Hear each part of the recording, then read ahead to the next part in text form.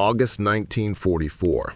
The Allied breakthrough at Normandy has shattered German defenses across France. General George Patton's Third Army is racing eastward at speeds no military planner thought possible, advancing 30, 40, sometimes 50 miles per day. But there's a problem no one anticipated. The armies are outrunning their supply lines. Every Sherman tank burns 5 gallons of fuel per mile. Every infantry division needs 650 tons of supplies daily: ammunition, rations, medical equipment, spare parts. At the Supreme Headquarters, the logistics officers are looking at numbers that don't add up. Patton's tanks are literally running dry. The Third Army has advanced so rapidly that trucks can't keep pace. In 1 week alone, forward units report being down to 3 days of ammunition. Some tank battalions are completely immobilized, not from enemy action, but from empty fuel tanks. The room erupts when Colonel Frank Ross, Chief of Transportation, briefs General Eisenhower on August 21st. "We're losing 23% of supplies before they reach the front," Ross reports. Truck accidents, German air attacks, vehicles breaking down mid-convoy. If Patton stops moving, the Germans will reinforce. If he keeps moving without supplies, his army will collapse. Eisenhower stares at the map. The window to end the war by Christmas is closing. How long to fix this? Weeks, maybe months. We'd need to completely redesign the convoy system, establish proper maintenance depots. But they don't have weeks. Eisenhower's finger traces the red line marking the German border. The Wehrmacht is retreating now. Give them time to regroup, and they'll be fighting through the Siegfried Line in winter. I need solutions in days, gentlemen, not months. The meeting adjourns with no answers. Meanwhile, 90 miles away, Technical Sergeant Raymond Kowalski sits in the cab of his GMC Jimmy truck, staring at the wreckage of another convoy. 8 trucks overturned and burned, supplies scattered across the roadside.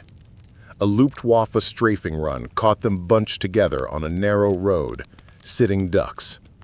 Kowalski, 34, a long-haul trucker from Pittsburgh before the war. No college degree, no military pedigree. Just 15 years hauling steel through Pennsylvania's mountain roads. Watches good men die because nobody in command understands trucking. He lights a cigarette, remembering something his old dispatcher used to say. Convoys are for show. Profits are in the spacing. Before we continue, if you're fascinated by untold innovations that changed history, hit subscribe and drop a like on this video for more amazing World War II stories every day. The Red Ball Express. Official convoy doctrine. 20-plus trucks, 60 yards apart, 25 miles per hour max. Safety in numbers. But Kowalski has seen 6 convoys in 2 weeks, every one taking casualties. The problem isn't just German air attacks, it's the convoy itself. 20 trucks, bunched on a rural road, create a target visible for miles. When aircraft appear, the entire convoy stops, trapped. Yet he notices something else. When a few impatient drivers leave alone once loaded, those trucks always arrive safely. The convoy? It loses 3 trucks that day. Independent trucks, spread out over hours, are nearly impossible to target. Even if one truck is spotted, it's not worth the fuel to hit it. But a convoy? That's a prize. The math is brutal. Convoys suffer 23% losses. Independents, under 3%. The proposal. August 25th. Kowalski brings his notebook to Captain Dennis Hayes. "Sir, I think I know how to cut our supply losses by 90%. Hayes looks him over, dusty coveralls, oil-stained hands, and delivers a line that will echo through logistics history. "Kowalski, you're a goddamn truck driver. Leave the tactics to people who went to West Point." His proposal goes up the chain with a dismissive note. Battalion HQ denies it immediately. Individual vehicle operations eliminate mutual support and violate tactical protocol. Kowalski laughs bitterly. He's been driving trucks longer than these officers have been alive, and they're lecturing him on vehicle operations. But he doesn't give up. On August 27th, he approaches Lieutenant Colonel Martin Burgess. April 17th, 1943, Maknassi Pass, Tunisia. War isn't quiet. War doesn't wait. And today, war just got humiliated by a 2,000-pound scrap of American steel. The Africa Corps moved through the desert like ghosts, silent, low, disciplined. These were Germany's finest, the men who brought Europe to its knees. But today, they were about to get absolutely violated by something that shouldn't exist. Not a tank, not a bomber, not some secret Allied weapon forged in a lab. No, a Jeep. Picture this. You're crouched behind a rock, rifle ready, sweat burning into your eyes. You trained your whole life for honor, strategy, precision, and suddenly you hear it. Not a Panzer engine, not a British Matilda tank, a purring, smug little engine that sounds like it's laughing at you. Then it appears, bouncing across the desert like it owns the place. No armor, no roof, no fear, just a dirty green shoebox with wheels, and it's faster than anything you've ever seen. You think, what idiot would go to war in that? Until your squad gets outflanked in 14 seconds by 6 of them, swarming your position like mechanical hyenas. Fast, ruthless, surgical. No mercy, no hesitation. They don't fight like soldiers. They fight like wolves. Browning machine gun swinging, engine screaming, sand exploding. Your men don't even have time to shout before they're pinned and surrounded. There is no German word for what just happened, but there's an American one: domination. And right there, in the dust, in the heat, in the total humiliation, Germany learned something terrifying. This Jeep wasn't a vehicle. It was a goddamn problem. A problem so big, so embarrassing, so unstoppable, that Hitler himself put a bounty on it. April 17th, 1943, 1740 hours, somewhere outside Maknassi Pass. The Americans didn't waste time with speeches. They didn't bark insults. They didn't parade their victory. They disarmed the Germans faster than a factory assembly line strips scrap metal. Clean, efficient, emotionless. Carl Weber watched them work and realized something unsettling.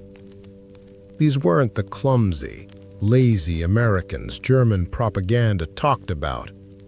These men moved like they had done this 1,000 times. April 17th, 1943, 1740 hours, somewhere outside Maknassi Pass. The Americans didn't waste time with speeches. They didn't bark insults. They didn't parade their victory. They disarmed the Germans faster than a factory assembly line strips scrap metal. Clean, efficient, emotionless. Carl Weber watched them work and realized something unsettling. These weren't the clumsy, lazy Americans German propaganda talked about. These men moved like they had done this 1,000 times. A Jeep skidded to a stop in front of Carl. The driver hopped out, helmet low, sleeves rolled, a strip of chewing gum in his teeth, like he had zero respect for the desert or the war. He looked maybe 20 years old, just a kid. He tossed a cigarette to one of his buddies and said, "Bag 'em, tag 'em, move 'em." That was it. No ideology, no hate, just work. War to them was industrial. Carl's squad was lined up and searched, dog tags taken, rifles tossed onto a growing pile of captured weapons. A U.S. officer with a clipboard walked past, barely looking at them as he spoke. 10 prisoners, no wounded. Push him to transport. They were no longer soldiers. They were inventory. But Carl wasn't looking at the Americans anymore. He was staring at the jeep. 2 of them idled in front of him, engines running smooth as sewing machines. The desert had killed half the German vehicles in the region. Sand clogged air filters, heat destroyed radiators, gearboxes died from dust. But these things looked like they didn't even notice the desert existed. One of the jeeps had a bullet hole through its hood. Another had dents all over the body. One wheel was clearly bent. And yet, they still ran. Impossible, Carl thought. Then he saw something that made his stomach tighten. A metal toolbox was strapped to the side of the jeep. Just a few wrenches, pliers, a screwdriver, a hunting knife. That's not a military repair kit, Carl muttered under his breath. That's a farmer's kit. He stepped closer without thinking. A U.S. guard shoved him back. "Keep walking, Fritz." Carl didn't move.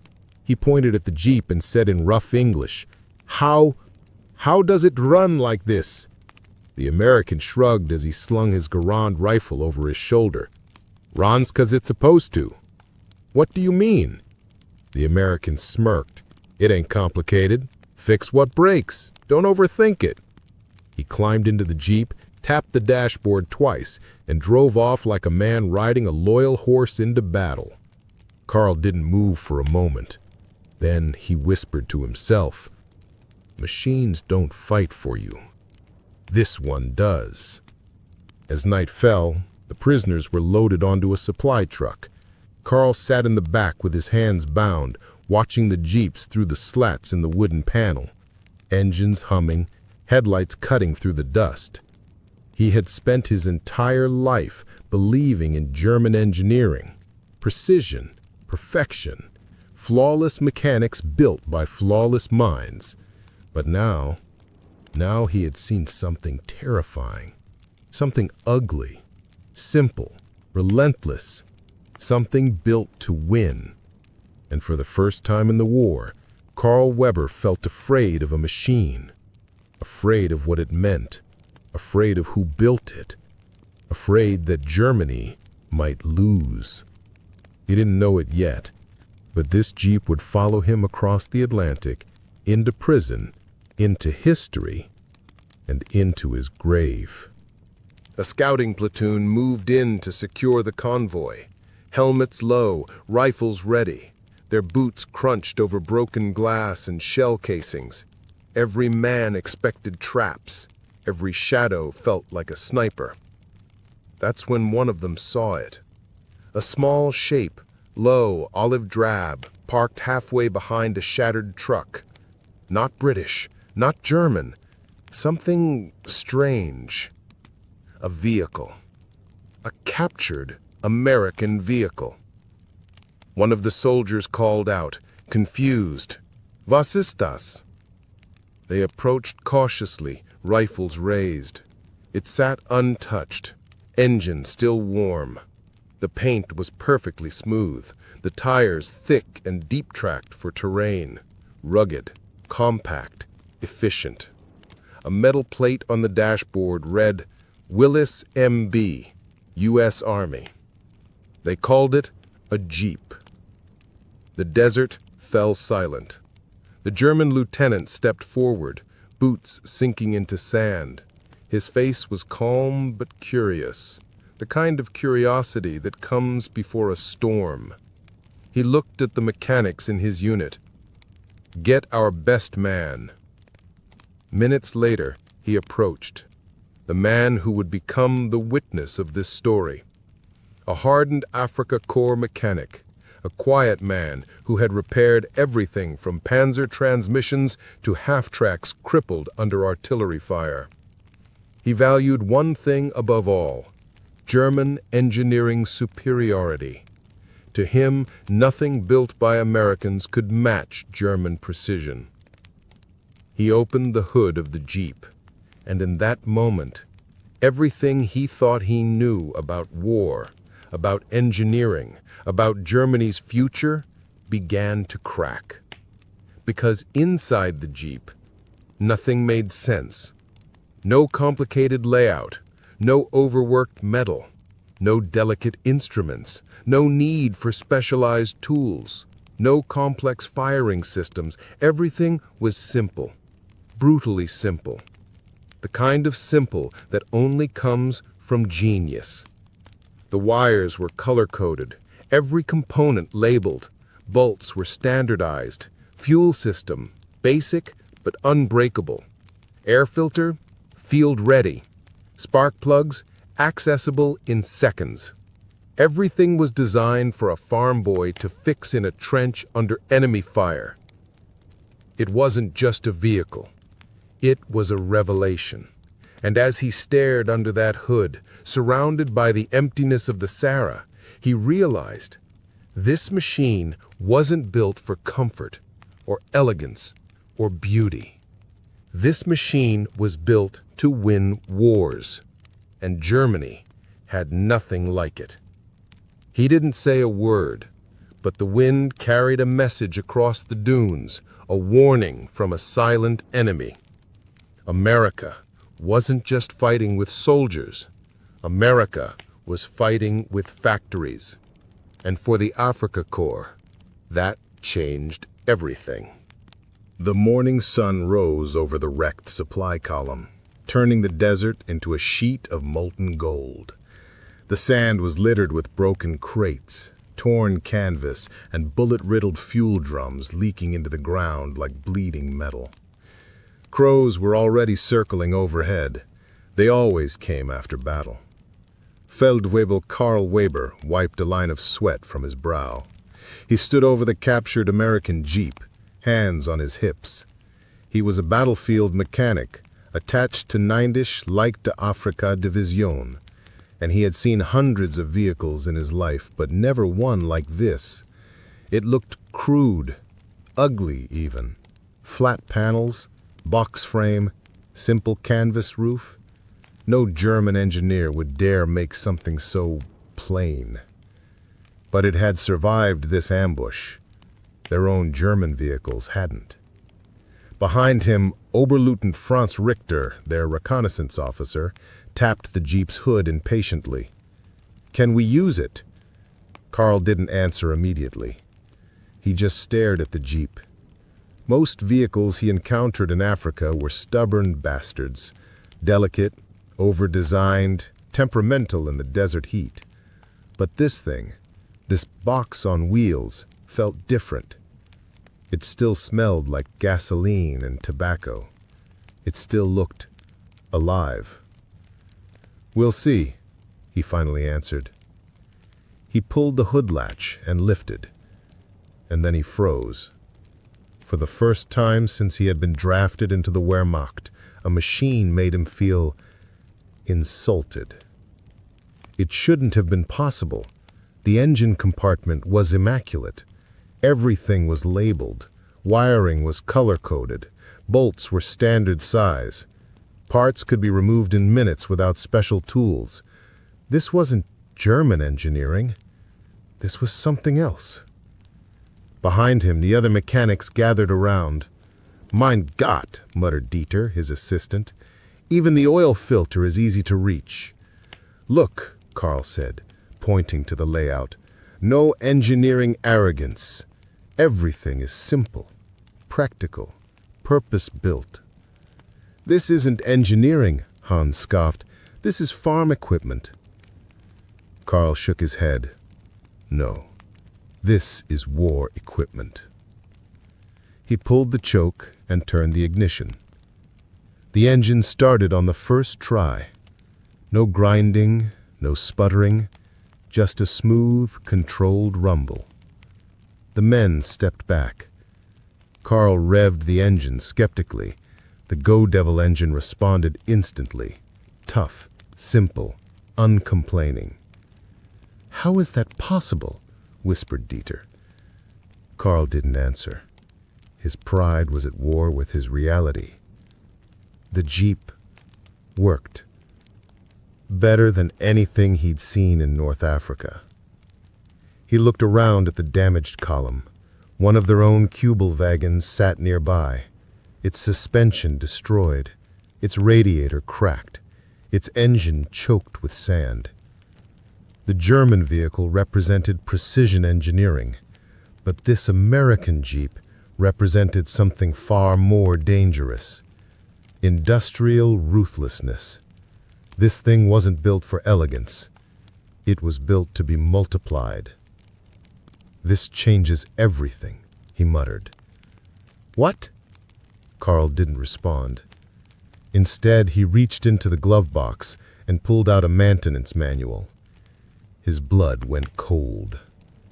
The instructions were written so simply that any idiot could service this machine. Hans leaned over his shoulder and laughed bitterly. "They wrote these for peasants." "No," Carl said slowly, eyes narrowing. "They wrote this to win a long war."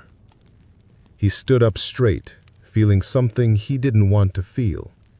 Respect. Far off in the dunes, artillery thundered again. Their war wasn't over, not by a long shot, but something had changed. He could feel it. Back at camp, the captured Jeep became a sensation. Officers argued over who would get to use it. Mechanics from other units came to inspect it, each wearing the same stubborn frown, trying to hate it, failing to. The Afrika Korps prided itself on endurance, discipline, and elite fighting spirit.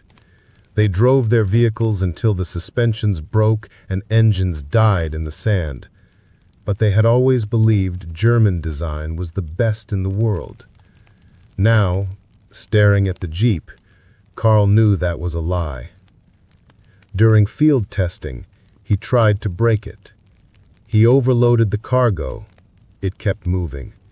He drove it over rocks. It didn't complain. He cut through sand dunes that swallowed the Kübelwagen alive. The Jeep didn't even slow down.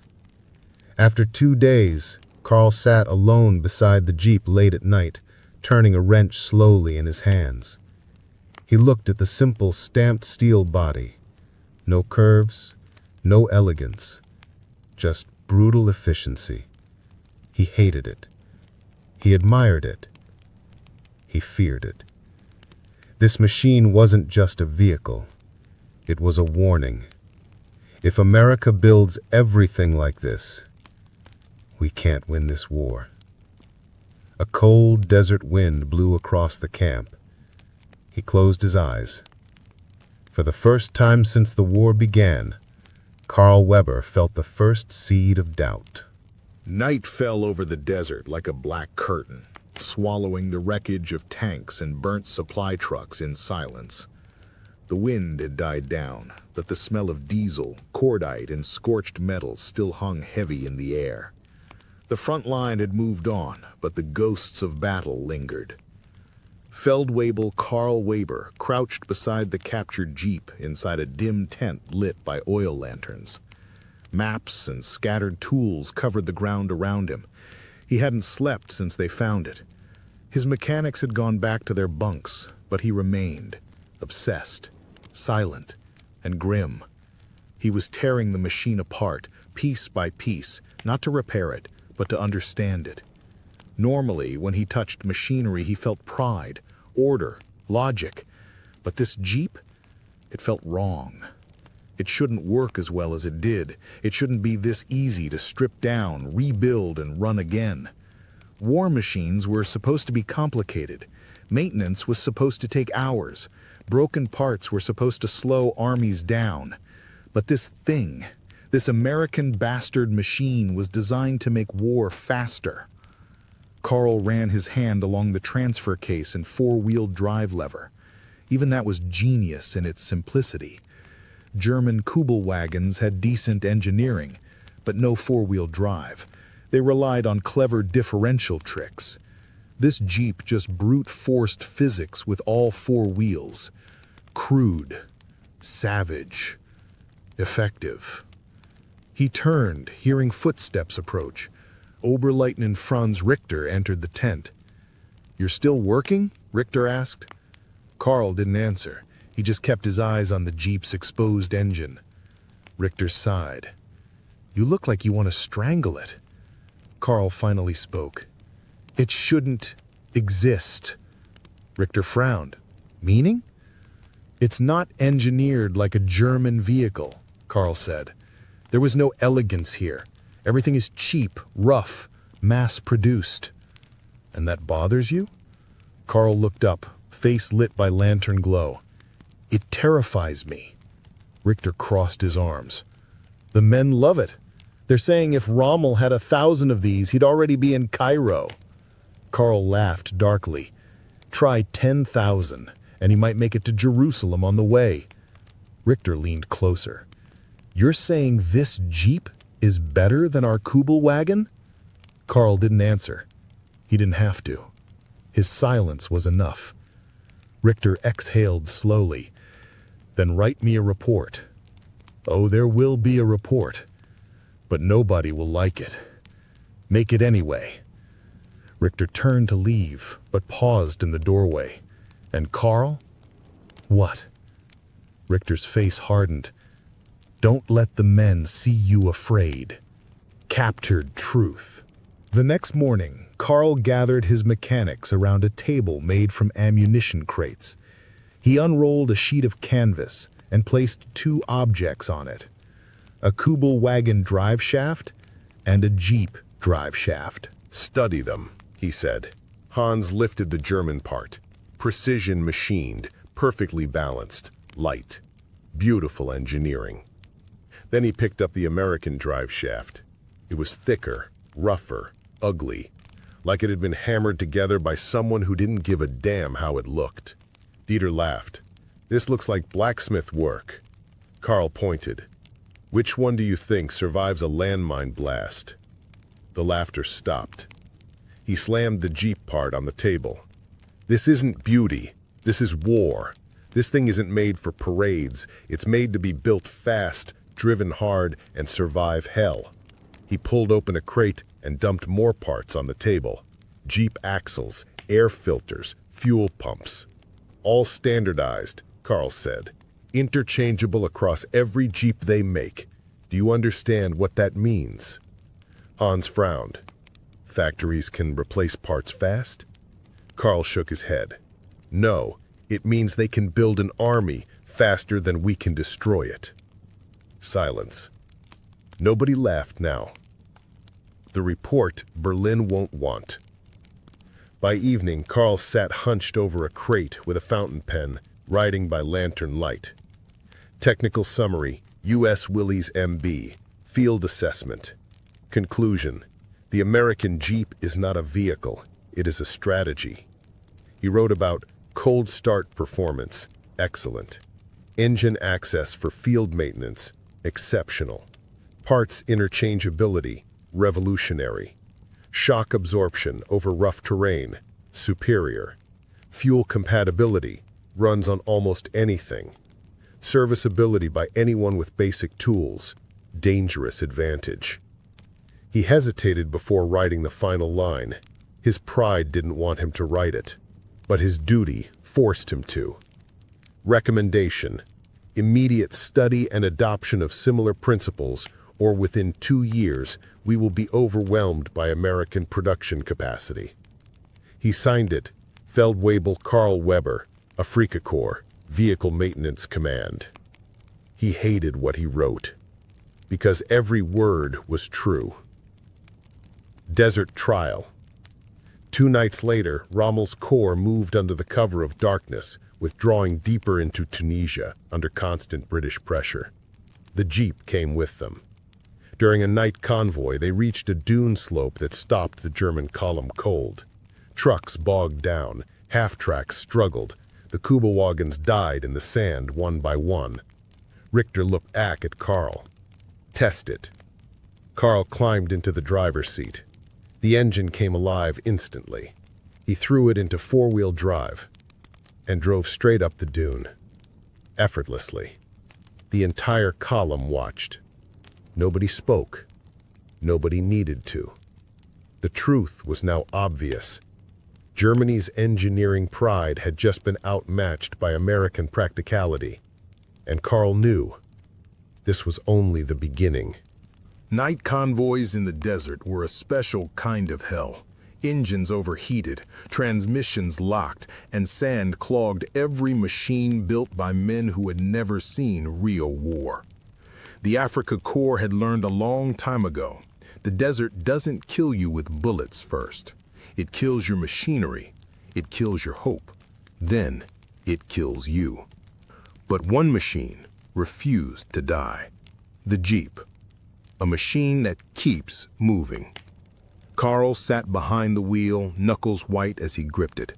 The desert wind slapped his face, gritty sand stinging his skin. The Jeep growled beneath him, steady, obedient, unstoppable. He crested the dune and circled back down when something caught his eye, half buried in shadow near a dry, waddy trench. A Ford GPA amphibious Jeep, another American design, half sunk, abandoned. More of them were here, more than one. The Americans had left equipment behind like trash, not because they were careless, because they had so much of it. They didn't need to go back for it. Karl stared at the machines for a long time. Germany could barely replace trucks lost in battle. America left them behind like empty ration tins. Night fire. Tracer rounds cut suddenly through the darkness, thin red streaks whipping past like angry meteors. Artillery thundered a moment later, mortars exploding across the column. Ambush! Take cover! Chaos erupted. Men scrambled, falling into the sand face first. A shell annihilated a truck nearby, sending a flaming tire spinning into the sky like a drunk comet. Screams tore through the smoke. Richter slid down behind Caro. British artillery, move, move! We can't, the Hoff tracks are stuck. Leave them. Caro looked at him in disbelief. Abandon armored vehicles? Impossible. Richter pointed forward. Get the Jeep through and flank them. Find their forward observers. Karl nodded once. Mission clear. He hit the accelerator. The Jeep surged forward like a beast hungry for the hunt. They tore across the sand while artillery shells bloomed behind them. Marek manned the MG-34 on the back seat, teeth clenched against the recoil. Bullets zipped past, kicking up dirt. Karl heard metal rip and prayed it wasn't the engine block. But the Jeep just kept going. How was this thing still running? Marek yelled over the gunfire. Because the Americans built it to survive idiots, Karl shouted back. They dipped into a ravine, bouncing so hard the suspension growled but held. The Jeep didn't complain. It wanted more, like a wolf scenting blood. They spotted the British artillery team, 5 men operating 2 25-pounder guns. No time for finesse. Karl floored the pedal and the Jeep lunged across the sand ridge like a charging hyena. Marek fired first, cut down the spotter. Karl swerved hard as the British crew reached for rifles. Richter stood and fired the MG straight from the hood, muzzle flash lighting his face in bursts of flame. Men fell, shouts died in throats. The last artilleryman pulled a Webley revolver and aimed. Karl didn't break. He hit the man full force at 50 kilometers per hour. The man left the ground and vanished beneath the tires. Bones snapped. The Jeep shook, but only once. Karl exhaled slow and steady. The battlefield went quiet. The question nobody wanted to ask. They limped the Jeep back to camp at sunrise. Blood was still splattered across the front bumper. Every other vehicle in the convoy had broken down, blown a gasket, snapped a drive shaft, or simply failed. The Jeep had lived through it all. Karl stood alone for a long time, staring at it. Covered in mud and smoke, a bullet hole in the hood, rope hanging off the side, But the Jeep still ran. It always ran. Why? It was a simple question, but the answer shook Carl to his core. Because American engineers expected their machines to be abused, expected them to be shot, drowned, crashed, overloaded, and still keep going. Germany designed vehicles for engineers. America designed vehicles for war. The realization. Carl finally wrote what he had denied until now. We are not fighting the American army. We are fighting the American factory. Suddenly, the war made sense. Why the Americans didn't care if they lost vehicles. They could build more. Why they didn't fear long supply lines. They had trucks for every road. Why they didn't slow down. Even the mechanics were farm boys who could fix anything with a wrench and a hammer.